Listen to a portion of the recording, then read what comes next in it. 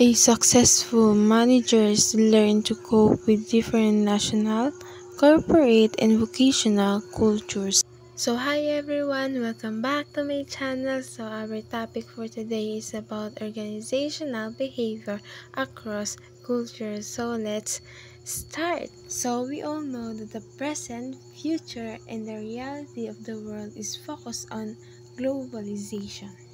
The changes it bring was the emergence of the European community, revolutionary changes and the strong marketing developing in China, India, Japan, Korea, and many emerging nations. As a result, business for today's generation isn't limited within one nation, but it can happen throughout the world. This combination of power is called multinational organization. It is a company that operates in multiple countries with structure and decision-making processes that can vary based on competitive environment pressures and the degree of interdependence among its subordinates. It adds a new type of power to organizational behavior. The expansion beyond national boundaries is much more a step across geographical line. However, it is also a gigantic and sometimes frightening step into different social, legal, political, and economic environments of another culture. The people of the world made an communities and nations where they saw that they fit, and each in its own way, according to its resources and cultural heritage. There are similarities among nations, but there are also significant differences. There are nations that is economically developed. There are others that is still developing or they develop their natural and human resources. Some are still political dictatorships in their leadership and some are demographic. Some are educationally and socially advanced. Others have minimal literacy or social development. In each case, the conditions of work are different because of different attitudes, values, and expectations from participants. Understanding these differences are how they influence international organization behavior is aided by examination of key social, legal, and ethical, political, and economic conditions. One problem is social conditions. There are countries that want a employees that is efficient, knowledgeable, and know what are the work that is needed to be done, rather than the manpower that they need for doing the job. As you can see in figure 16.1 entitled The Training Multiplier Effect Actions, it is a solution for combating social conditions. The outer layer is the local trainees, the second layer is the local trainers, and the core is the lone skilled people. It is simple. If the company invests for the trainings of the trainees, they will gain more skills that will be efficient for the improvement of the organization. And just like one of the philosophers said, investing for the skill or for the improvement of employees of a person is what a true leaders will do. The second one is legal and ethical conditions. Countries around the world vary substantially in their legal system, especially in the relevant employment law and business practices. Every nation has a different law and ethical conditions of cultures. Everyone is different, every nation is different, every organization is different. They are real different for a different reason. So, there are some legal or ethical conditions that may not be applicable or will bring damage till views as a asset. There are business that is operating in a bad way. That is why the Foreign Corrupt Practices Act of 1977 is made of. This law governs the actions of American organization abroad who is doing illegal deeds like bribery to win another business, thief, or something that is out of ordinary. And also there is Title 7 of the Civil Rights Act of 1964. A major issue for many firms revolves around the treatment of women and other minorities for the safety of the woman in the workplace. This act is for the safety of the woman because there are workplaces in many cultures that remains a male-dominated domain, with local women systematically excluded from higher managerial roles. Despite the situation's success in overcoming past problems is possible and will remain be. The next one is political conditions that have a significant effect on organizational behavior. It includes stability of the government, nationalistic drives, and subordination of employers and with their employees, because there are individuals that don't trust the politics because it's corrupted, and they are anxious because when they are being affected by this political disrupt, they will feel more that they are not safe in the environment. The last one is economic conditions. The most significant economic condition in less developed nations are low per capita income. Of course, if the workers have low income, they won't buy or can pro their necessities, or they can pay their bills. In the rapid inflations, the rise of those goods. In terms of income, many nations of the world exist in genuine poverty compared with the United States or Canada. Also, rapid population increases those problems. With the increase of the population of a country, the more they will have poverty or they will experience poverty.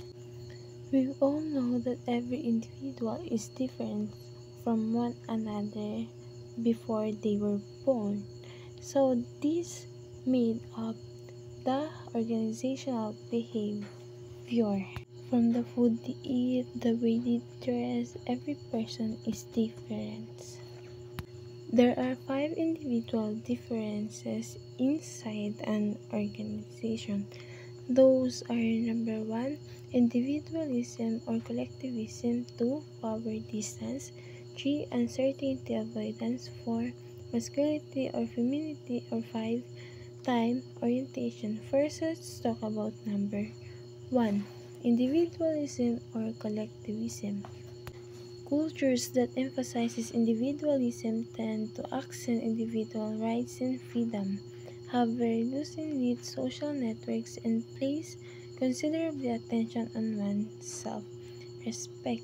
This type of people focus on what can benefit them, on what can make them satisfied, while collectivism heavily accents the group and values harmony among members. This type of people is a cooperative one. They like to have relationship with others, with harmonious relationship with others, friendly, and within the good terms of one another. The next one is power distance. Refers to the belief that strong and legitimate decision-making rights separate manager and employees. This custom is frequently observed in Asian and South American countries. Why? Because they view power as the ultimate desire.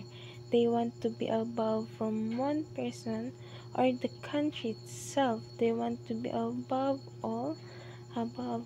Like they want to be powerful enough that they can be fully respected by everyone.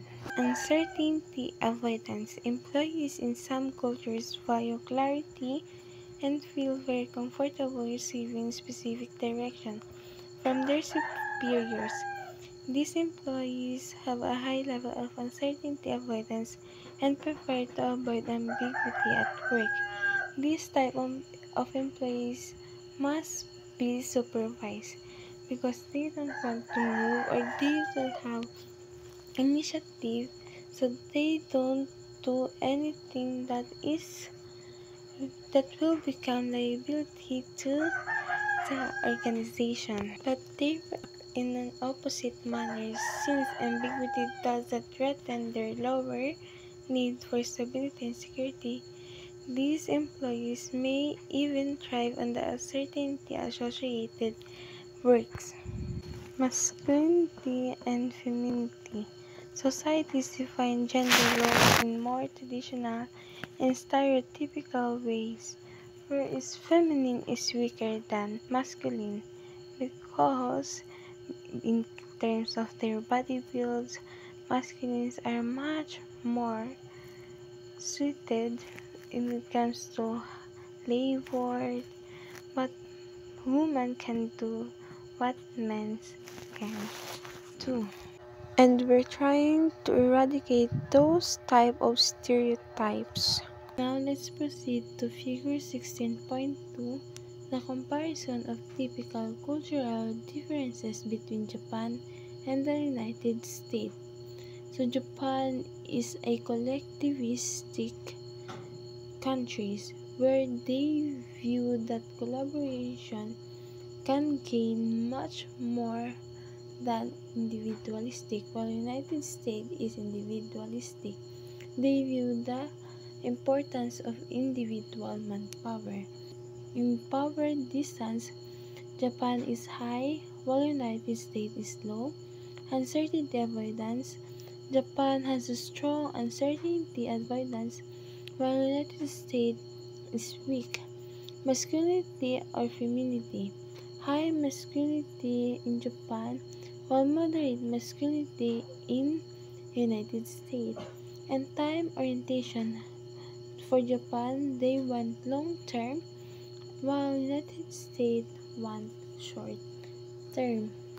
Now let's proceed to time orientation. Some cultures accent values such as the necessity of preparing for the future, the value of thrift and savings, and the merit of persistence. Just like Japan, they view that the preparation for wedding is needed so that they won't mind or they won't be stressed out on the expenses. And we respect those cultures because cultures may differ from one nation to another nation, from one person to another person. So to have a peaceful and harmonious world, we need to respect one another. Whenever an organization expands its operations so that its geographic boundaries span two or more countries, it tends to become multicultural and will then face the challenges of blending various cultures. So it's called multiculturalism. Occurs when the employees in two or more cultures interact with each other on a regular basis.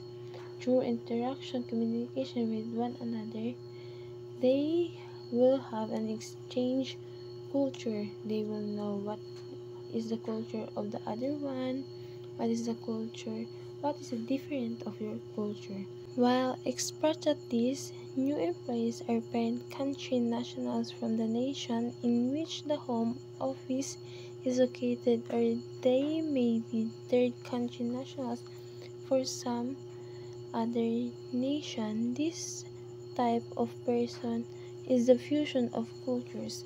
They combine two cultures into one and they will adapt it within themselves. The next one is high context culture. These people emphasizes that they trust others. They can trust one another. They may focus on non-verbal cues and accent the needs to attend to social needs before business matters. They highly want to have relationship with one another, interaction with another, and to have understanding with one another. While low context cultures tend to rely on written rules and legal documents, conduct business first and value expertise and performance. They value their skills, their techniques, on how they perform this or how they utilize these techniques, these skills to become an access in the organization. The next one is parochialism, meaning that they see the situation around them for their own perspective. They may fail to recognize the difference between their own and others' culture. They don't mind others. They don't want to mind others. They want to mind their own business. They have their own world. This type of person have their own world.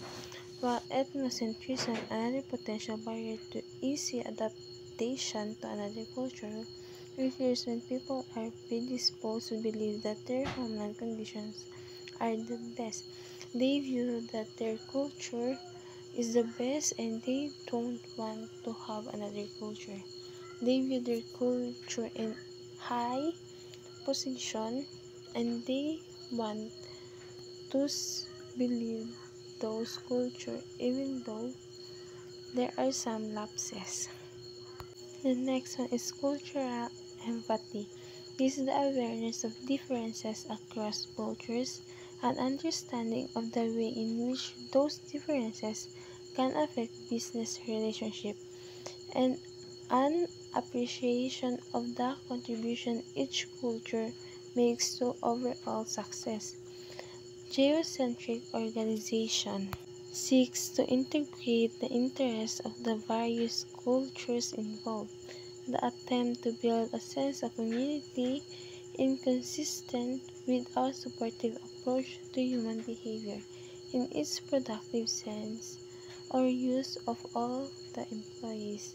They want a unifying, harmonious relationship with one another because they view relationship as beneficial for the organization, for the betterment of the organization. A harmonious relationship with one another will be the best. Hi, good day everyone. I am Chloe Hestel and today we're going to tackle about cultural distance. So what is cultural distance? So cultural distance is predicting the amount of adaptation that may require when an expatriate manager moves to another country that requires an understanding the cultural distance between two different countries. Like for example, communication styles between two different countries, the United States and Japan. So where United States have direct communication style, Americans tend to value straightforward and explicit communication. They prioritize clarity and efficiency, while Japan uses indirect communication style. The culture emphasizes harmony and respect. They use implicit suggestive language to avoid conflict or offense. So when an American company collaborates with a Japanese partner, there will be a misunderstanding because direct American communication may be perceived as abrasive or insensitive by Japanese counterparts and also complex because indirect Japanese communication may be seen as evasive by American colleagues. So, whatever the amount of cultural distance, it does affect the responses of all people to business-related issues. Expatriate managers naturally tend to be somewhat ethnocentric and to judge conditions in a new country according to the standards of their homeland. Research has shown that some measures of cultural distance from the United States are greater for countries in the Mediterranean area and Asia, and smaller for Scandinavian and English-speaking countries. Next is cultural shock. Cultural shock is a phenomenon experienced by individuals who encounter unfamiliar cultural environments leading to feelings of disorientation, confusion, and discomfort. Cultural shock is an inevitable experience for individuals venturing into unfamiliar cultural environment. So cultural shock is even greater when an employee moves from one nation to another. Increasingly, employees in multinational companies receive job assignments in new countries, at least need to collaborate with people from different national backgrounds. Cultural shock are virtually universal. So, cultural shock is known as virtually universal. It occurs in response to dramatic differences in language, forms of courtesy, customs, housing conditions, and cultural orientation in the use of space, time, like past, present, and future, and activity, accent on life achievement versus life experience. There are four phases of cultural shock. In the first phase, they are often excited and stimulated by the challenge of a new job, home, and culture. Each day, they filled with new discoveries. So, positive attitude is soon followed by a second phase, that of delusionment, as they discover various problems that had not anticipated regarding travel, shopping, or language skills. So, in the third phase is the most critical stage. It is where they tend to suffer cultural shock, is where the insecurity and disorientation caused by encountering all parts of different culture. And in the fourth phase, if they can emotionally survive the first few weeks, they will gradually reach the fourth phase. It is where the adaptation happens. At this point, they accept the new culture, regain a sense of self-esteem, and respond constructively to their new surroundings at work and home. So, for example, in the United States, people tend to greet each other with a simple handshake. In other cultures, greetings may occur through warm embrace, a bow, or an exchange of kisses. In the United States, Americans are often driven by time, deadlines, promptness, and schedule, while people in other cultures often arrive late for appointments and devote hours to developing social rapport, turning to business issues. So, cultural shock have several results from encountering. First is different management philosophies. Second is unfamiliar language. Third is new food styles, driving patterns, and the like. Fourth is unfamiliar currency system. Sixth is reduced availability of goods. Seven is separation from friends and the work. While reverse cultural shock have 5 results from encountering. First is a loss of decision-making authority. Second is a loss of responsibility. Third is changes in one level of status in the organization. Fourth, changes in personal lifestyle. Fifth is technological organizational changes. So there are 6 most useful actions to prevent cultural shock. So first is careful selection. So employees who are low in ethnocentrism and other possibly troublesome characteristics can be chosen. The desire to experience another culture and live in another nation may also an important prerequisite attitude worth assessing. So second is cultural intelligence. It is an individual ability to adjust to new cultures. This can entail interpreting someone's unfamiliar gestures in the way that each country natives would. So cultural intelligence consists of cognitive strategies for learning about new cultures at both the surface like food, housing, climate, transportation, and deeper levels like attitudes, beliefs, and values. As second is an initiative sense of what is happening and why it is occurring. Third is the confidence that one can fit into a new culture and the motivation to do so. And the last is the translation of knowledge in confidence and motivation in appropriate cultural action. So cultural intelligence is likely to become an increasingly important asset of the world accelerates in transition to a global economy. So third is compatible assignment. It is the adjustment to the new surroundings. It's easier if employees, especially on the first international assignments, are sent to nations that are similar to their own. This practice is likely to be possible in giant firms like ExxonMobil and IBM that has widespread foreign operation than smaller organizations that have a few international offices. Support is pre-departure training. As a minimum, many organizations try to hasten adjustment to a host nation by encouraging employees to learn the local language. They offer intensive language training prior to their assignments, and some even give paid defense. The added language capacity seems to be well worth its personal and organizational cost because those who possess it can speak with local employees in their native language. Fluency in the host language contributes to the cultural adaptation in two ways. First, it helps to avoid the misunderstanding that can arise when communication have to be translated by someone else. Second, it creates a better impression to the expatriate or someone who is willing to invest personal time and effort in adapting to the local environment. So fifth is orientation and support in the new country.